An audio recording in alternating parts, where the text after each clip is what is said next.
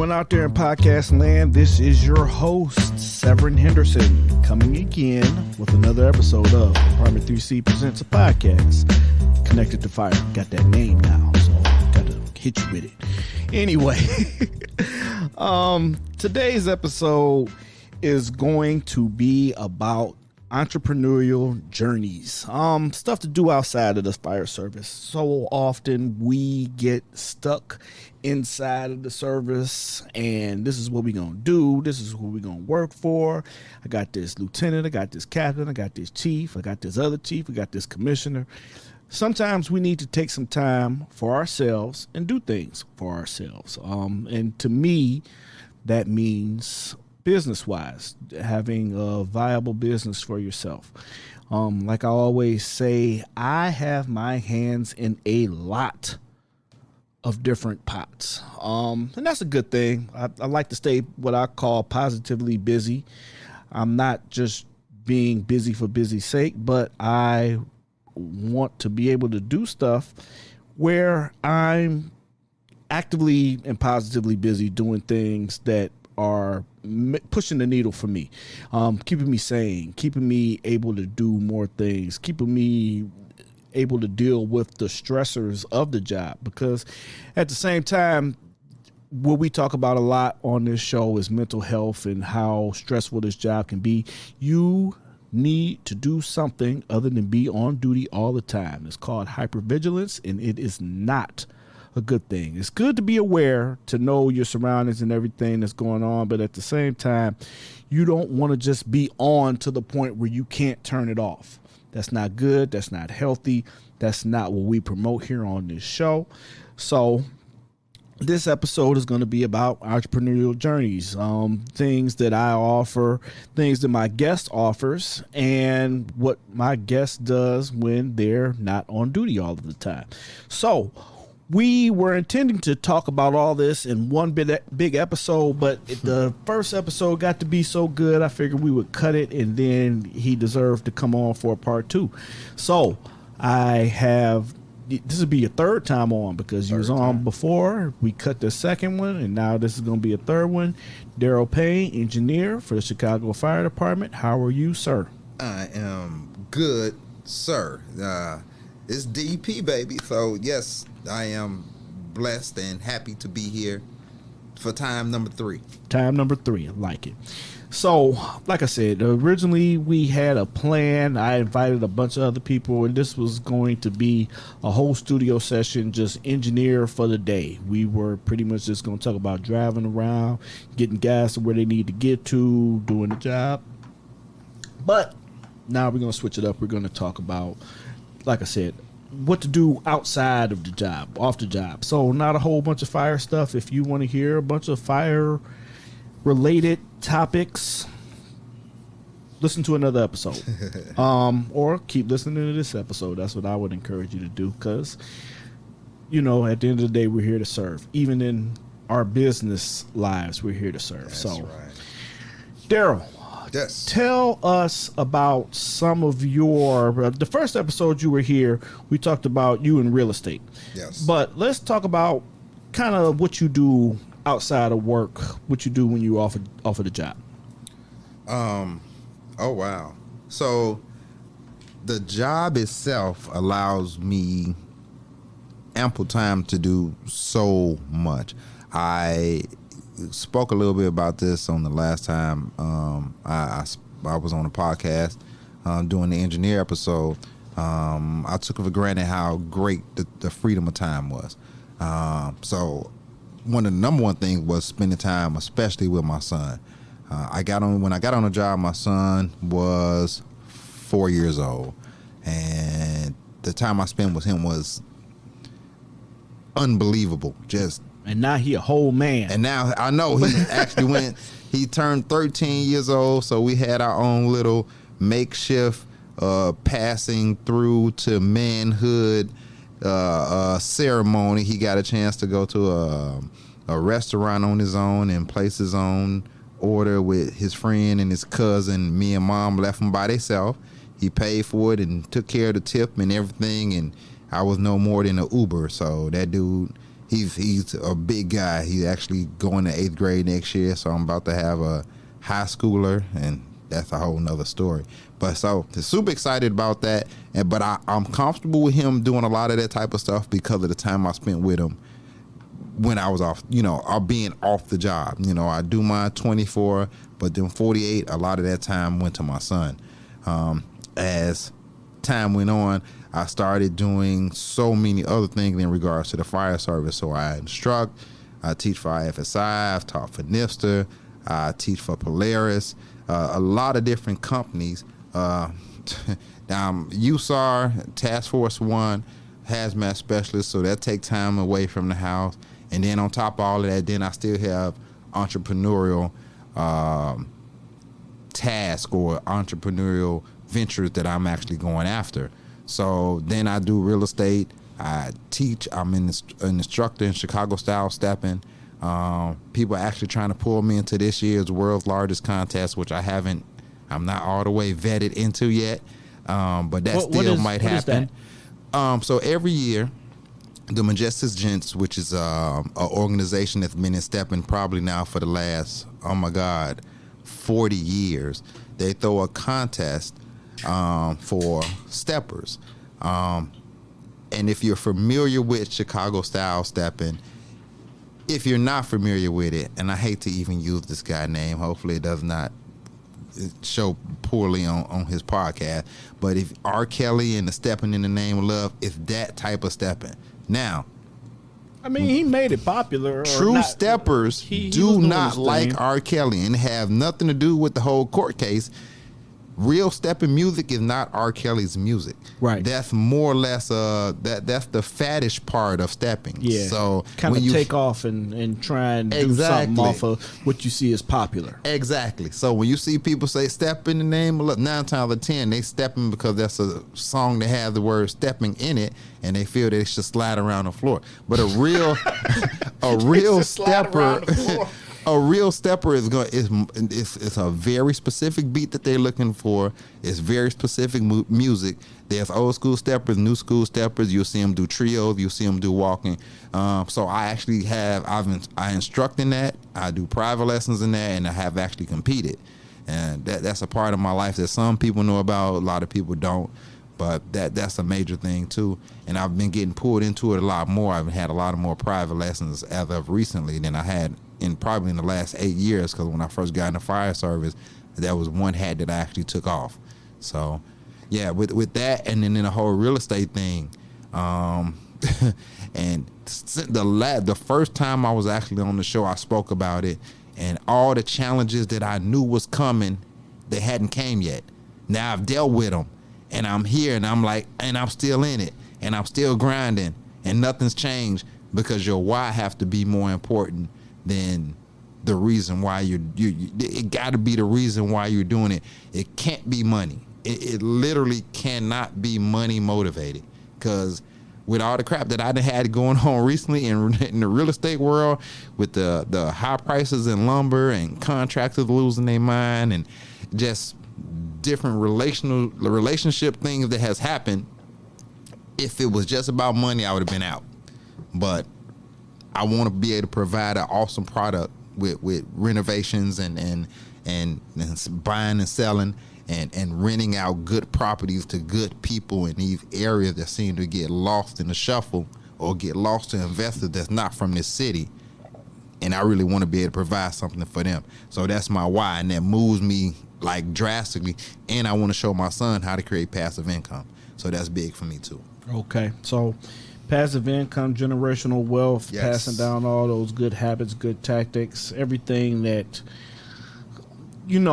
wasn't really a highlight for us probably growing up, and now it's in the forefront. That's right. We wanna do better. I mean, every generation has to do better than the generation previous to it. It doesn't have to, but that's what we would like to happen. That's so right. I'm with that. That sounds good. So speaking to the real estate side of things, I have a couple of hands in that arena too, but what I look for is more neglected properties. I also have some funding options for anyone who needs funding.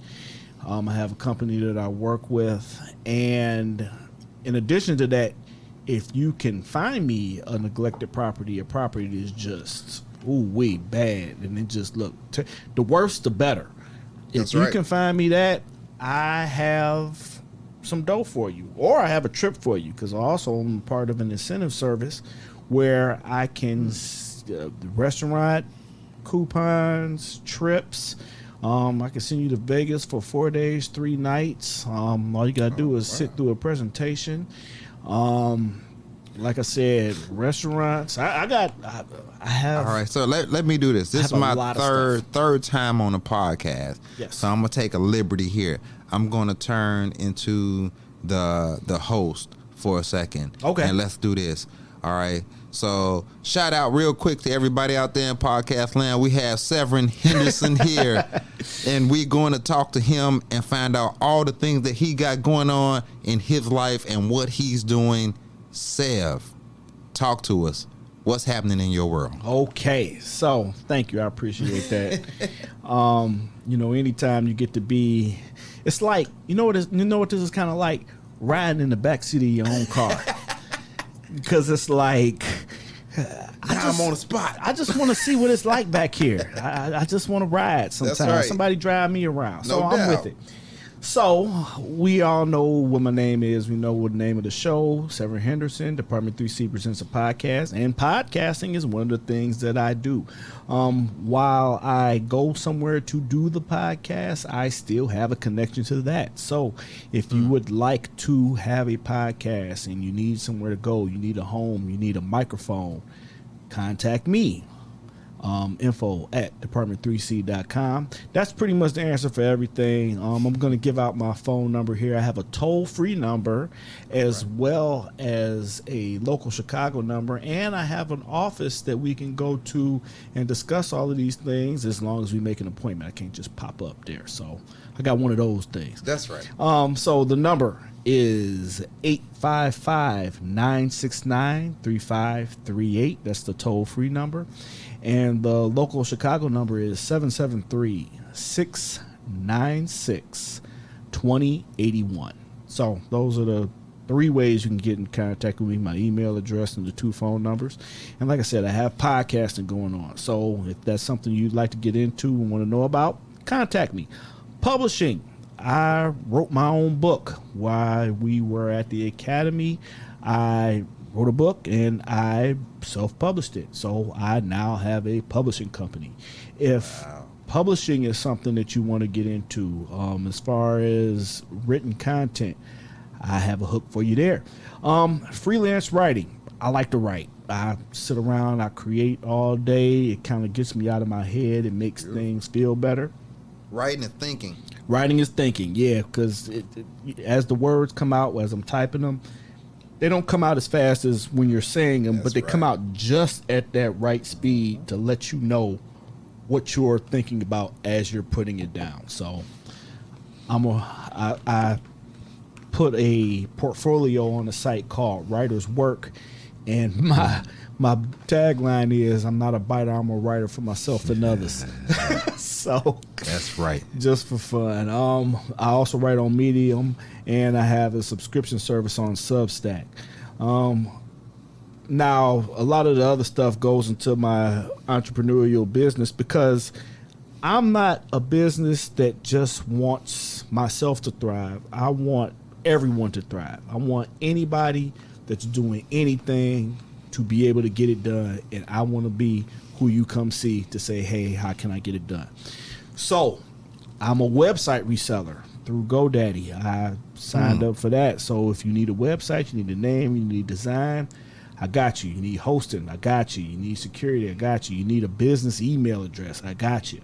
Like I said before, I kind of dabble a little bit in real estate. The worse the property looks, the better. I can get you incentive deals on that, and I can pay you up to, I'm going to shoot out a number, but I can probably pay about $500 per deal. If I close a deal, I can pay you $500 if that deal closes on that vacant property. That's a good referral fee. Or that bad property that you found. I can definitely say being in real estate, I can say that's a solid referral fee. Thank you. In addition to that, I have a digital marketing agency. So while you come see me for all your business needs, we can still get you on Facebook, Instagram, Twitter, YouTube, anywhere that people click, we can get your face there. We can get your business there. I have a digital marketing agency. I just signed up. I'm a public notary. So again, in real estate, I'm going to be doing loan signings coming up in the near future. So if that's something that you need, something notarized regular in the state of Illinois, holla at your boy. Right. In the business arena, I also have an interest in a company that supplies corporate filings, business structure and entity types, name, trademark, and registration, filing protection, tax filing services, compliance services, business filings, and corporate supplies.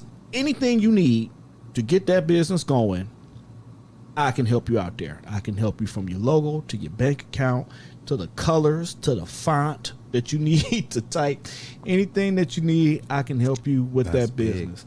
I can tell you if you should file as an S Corp, a C Corp, sole proprietorship, LLC, all of that. I can help you there. I just recently got into insurance sales, insurance on a term position. So if you need any insurance for yourself or your family, you can talk to me about that. I'm a public speaker, as you can tell from me speaking on this podcast. That part. There you go. I also help out in personal and business coaching. So my main focus is on the business coaching. I want to make sure that your business is correct and in line. But we can't get into business if we can't get into personal, right? That's right. I mean, sometimes we got to fix a little bit over here to get it right over there. So I agree. I'm a business coach by trade, but I also do personal coaching. It's a little bit more, and at the end of the day, everything costs a touch, but it won't be a touch that's going to hurt you too much. I also have credit counseling that I do. I do business and personal credit counseling. So if you feel like your numbers are low and they can get higher, I have a solution for that. That's big. Back to publishing a little bit. I do course creation. I create courses.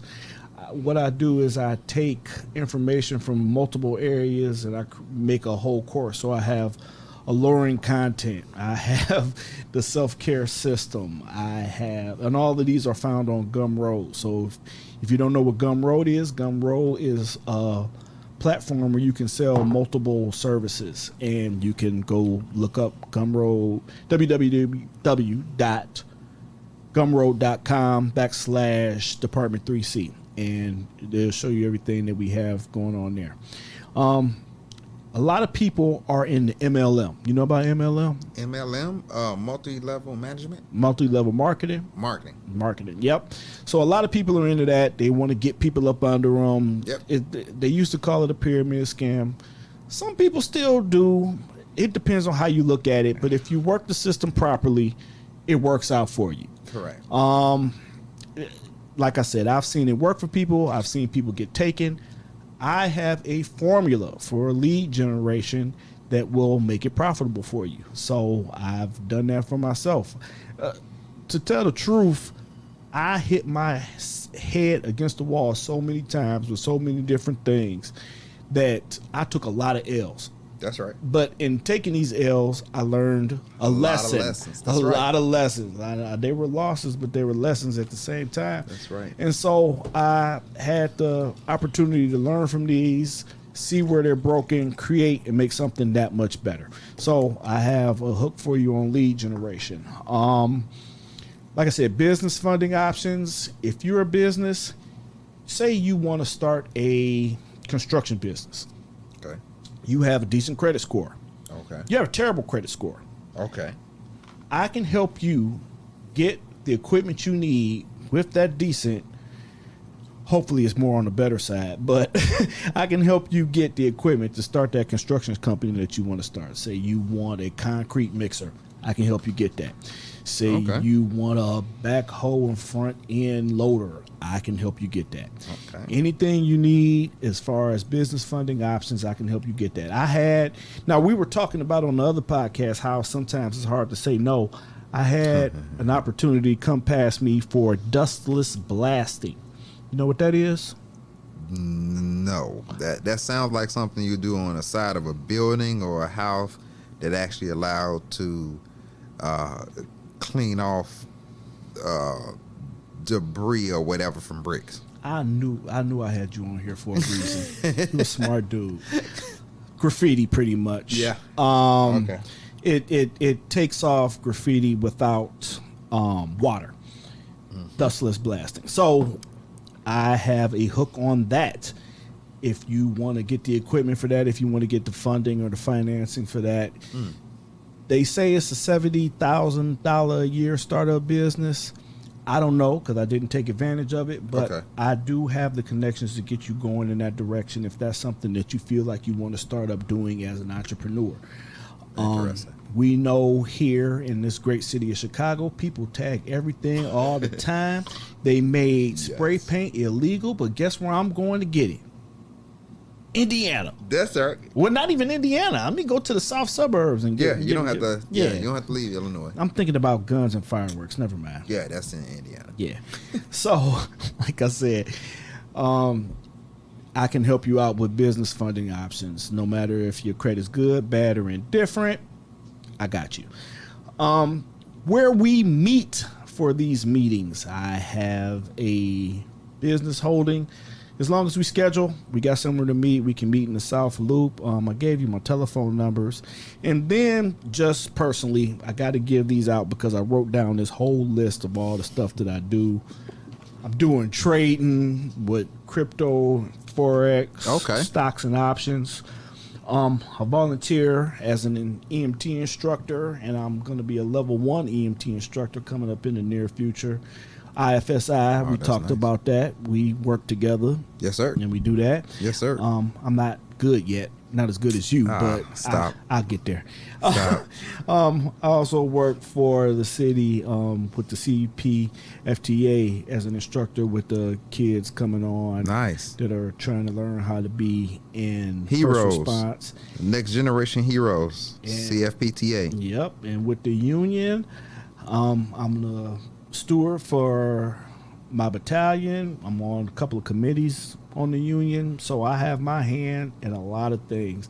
And one final thing that I'm thinking about getting into is a company called Network Lead Exchange, and what that is just all leads. If you are a plumber and you need to get leads, I'm going to have you. If you're a lawyer, you need to get leads, I'm going to have you. Now, that notary spot, I'm going to soak that one up myself. But I'm saying at the same time, you can't close on a house without having a notary, right? This is true. Okay, so you know about that from This is true. real estate, so that's something I have my hand into. And that is, for now, everything that I do. Okay, so the short story to that would be that I'm not doing enough because my list is nowhere near that length. Where I actually thought I was busy, now I feel like a slug. No, don't feel like that. But Don't no, feel like that is awesome. So again, I want to stick with the host position for a second. You got it. I want to stick with the host position. With all of the entrepreneurial business ventures that you have taken on, the things that you have said yes to, what is your biggest obstacle with these things? So what I'm saying is, you are not just the things you name. You are also a full-time firefighter. You are also a father. You are also a husband. So Yep. with all that being said, what's your biggest obstacles right now? Great question. My biggest obstacles is, like we were talking about, knowing when to say no. So I've said a yes to a lot of things, and I am very intentional. Like when my yeses mean yeses, my no means no. So when I say yes, I'm going to help you. Yes, I'm going to do this. I mean it. And when I say no, I mean it at the same time. That's right. So that's my biggest obstacle, is knowing how to weigh things and when to say yes, when to say no. A lot of people say, "Are you?" What's that actor's name that was in Limitless? Bradley Cooper. Okay. You know a movie I'm Yes, talking about? They yes. said, "Are you on a limitless pill? What's Yes. going on with you?" Long as scheduling equals success.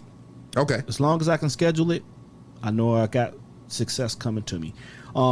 We work 1 day on, 3 days off. 2 days off. We're very fortunate, and we have a great opportunity in front of us. And I personally just don't want to use those 2 days off working for somebody else. I'd rather work for me on those 2 days off. I can't argue that energy there is what kind of keeps me going. I definitely can't argue that. So let me ask you this. With so much going on, I'm gonna play devil's advocate. Yes. Do you think that things are suffering based on how thinly you are spread it? No. Okay. How do you keep that under wraps? I'm like Kerrygold butter. A little bit goes a long way. So why you got to spread it thin on the bread, that little bit that you spread on there goes a long way. Okay. So I'm able to focus on a lot of different things. It's just, like I said, scheduling equals success. So as long as I can look at something and focus on that for that amount of time. And another big thing I use is the Pomodoro method. That's where you take a specific amount of time, you focus on one specific subject, then you take a little break. Correct. They have it down to 25 minutes. I turn mine up to 45 minutes. Okay. 45 on, 15 off. Come back. Either I'm still stuck on what I was going to do, or I'm on to something else. Correct. Okay. I'm familiar with that method. I don't use it. I am a avid. I don't even know the term to use. I don't want to use the word crammer, but when I'm in, I do things in seasons. So what ends up happening, I could honestly take 2 to 3 months, and I will slam myself for 8 to 10 hours a day with information on that thing until I am more than solid with it. And then once I get to that point, I feel that I can handle that and add something else on. Yep. And again, I don't know if that's a good thing or a bad thing. It's weird. We ain't got no psychologists on here yet. Right. But I agree. I had a buddy one time. I'll tell you a quick story. I'll tell the listeners a quick story. Okay. And these people will probably know who I'm talking about. I have a buddy, and I was telling him, say, yeah, me and my dude, we're going to do a barbecue contest. We're going to go out here. We're going to cook this food. We're going to win. We're going to do this. We're going to do that. He said, well, what you cooking it on? You ain't just doing it on a regular Kingsford grill. I'm like, nah. My dude got a grill so big, he got a trailer with a car, and they got a license plate on it. You hit the brakes, and the lights got its own zip code. Yep. And he said, man, your dude sound like he really into it. Why is he like that? And I said, why are you like that? Because my dude, the guy I was talking to, this is the biggest fisher person ever in the history of fish life. And then, like, I'm cool with fishing. I like fishing, but I want to keep what I catch. This dude throw them all back. Oh, wow. Yeah, He is a true sportsman. He's a true sportsman. This dude drive out of town. Oh, wow. And I guess I should have prefaced the story with that. But the thing is, he asked me, he said, why is your friend like that?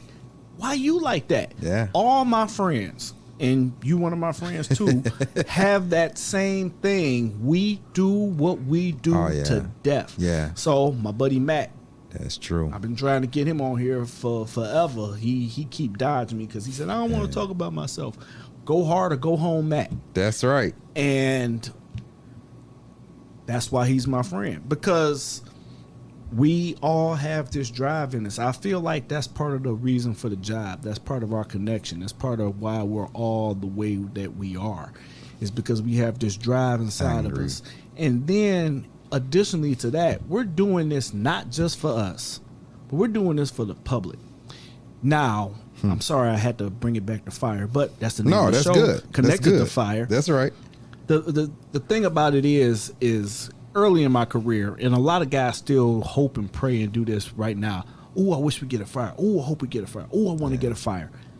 I've passed that part because while I do love to go to work, somebody's stuff is getting messed up. Yeah.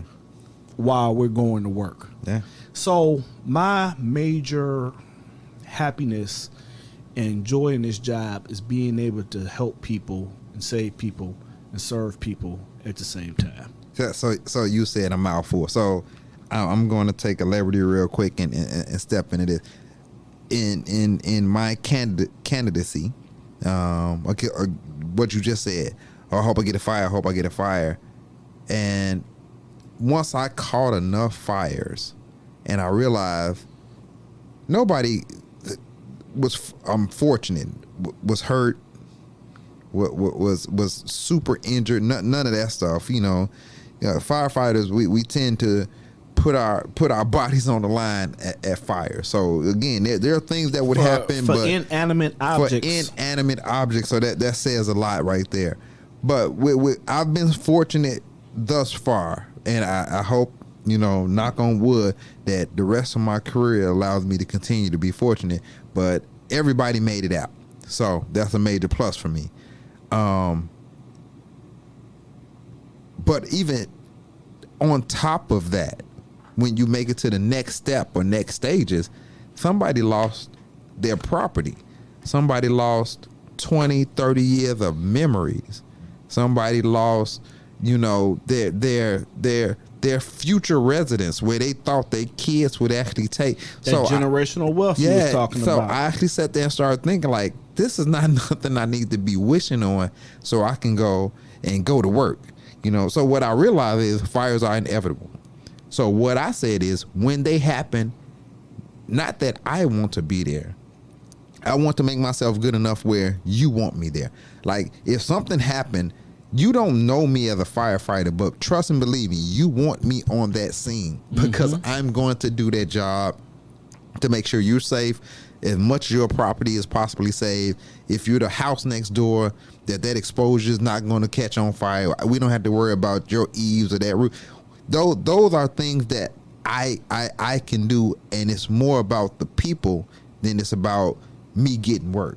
So I had to grow into that from being a candidate.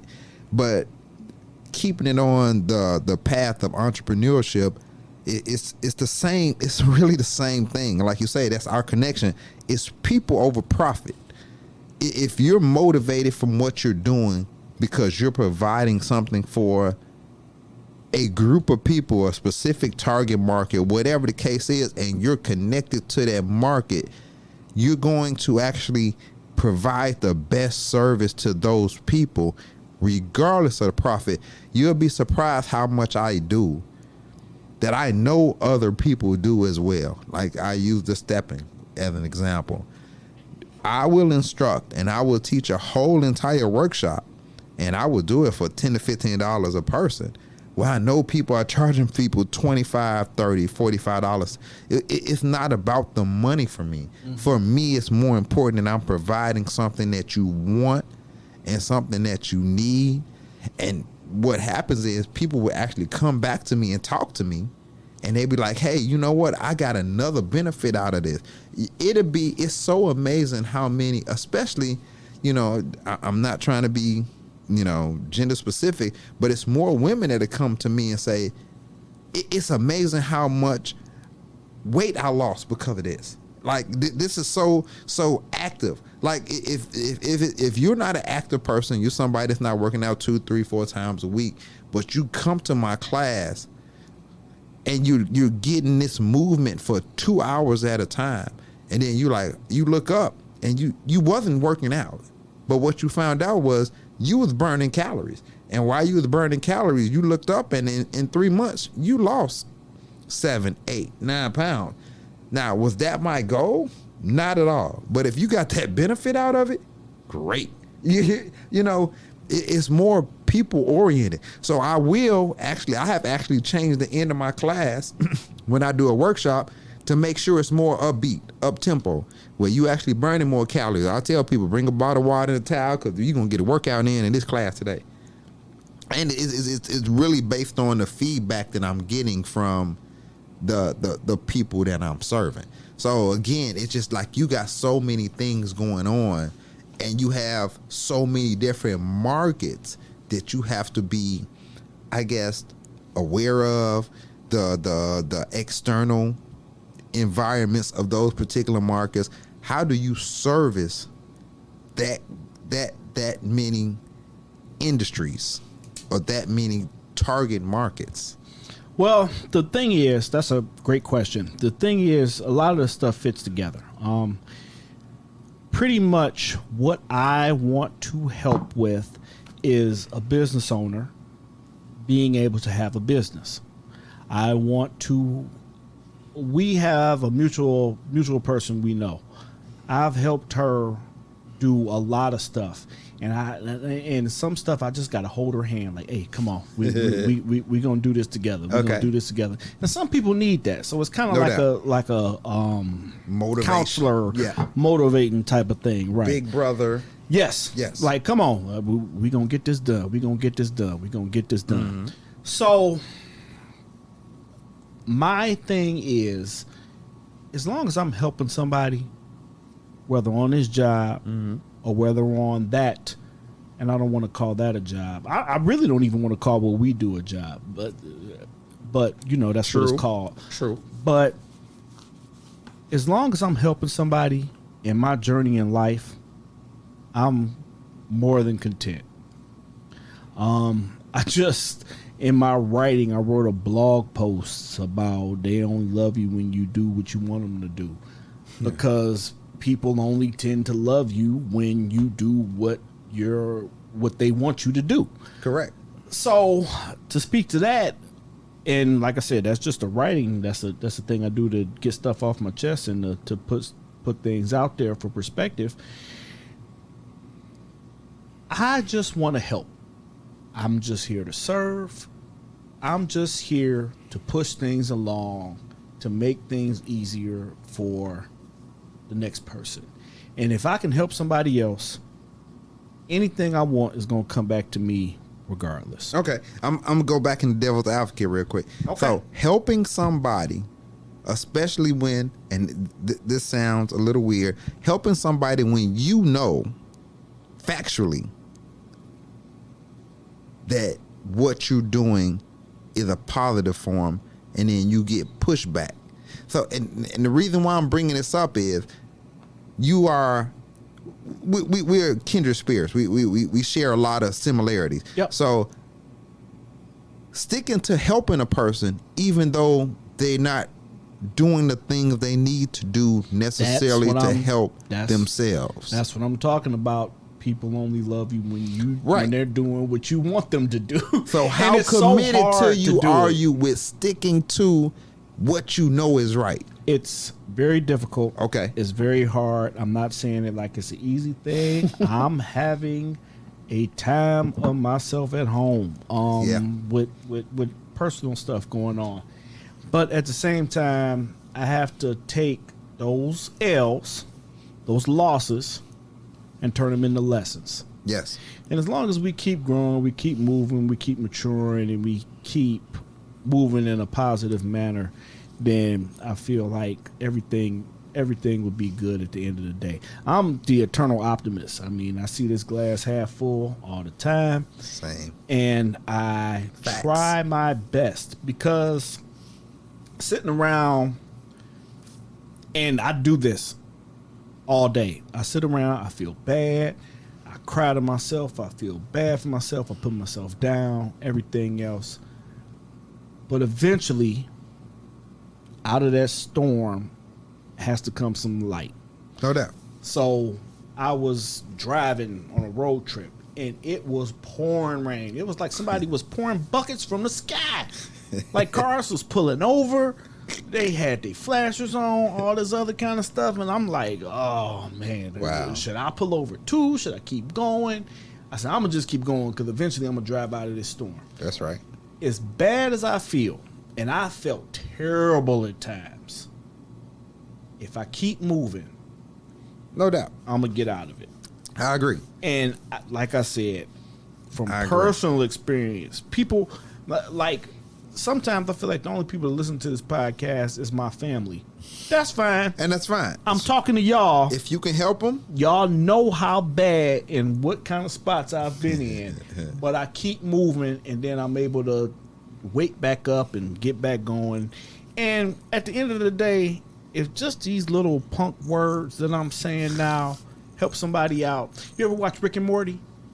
one of my favorite shows. Okay, so did you see just the last episode with the president? Yes, I did. And he said it's not about the speech, but it's about the words. Yeah. And they had my man, what's his name? David Keefe, I think that's his name.